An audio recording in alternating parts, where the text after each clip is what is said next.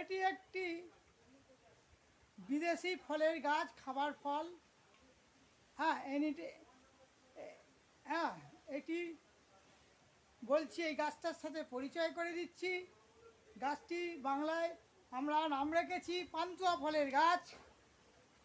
সুস্বাদু খেতে, মিষ্টির দোকানে যেমন পান্তুয়া তৈরি হয় ছানা দিয়ে, ঠিক এর ভিতরটা ঠিক সাদা, খাওয়ার পর এডিবেল ফ্রুট বলা হয়।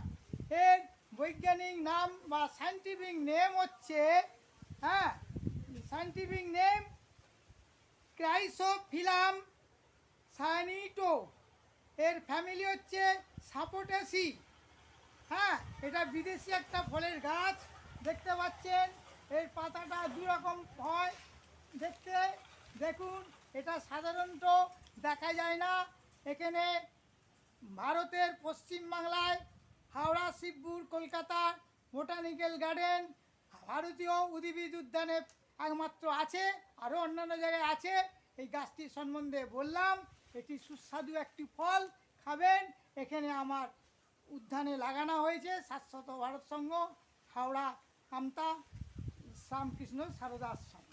ফলটা দারুণ খেলতে। এর এর ডিটেলস, এর বাকিটা পরে বলবো আমি, এখন তো সময় সংক্ষেপ। দেখুন, এই গাছের পাতাটা জীবন্ত গাছ, ফলটা খাওয়া যাচ্ছে। দেখুন, হ্যাঁ, যেমন মিষ্টির দোকানে পান্তুয়া, এটা সুস্বাদু খুব ফল, দারুণ খেতে লাগে। বিদেশি ফল, ওয়েস্ট ইন্ডিজের গাছ হতে পারে এটা।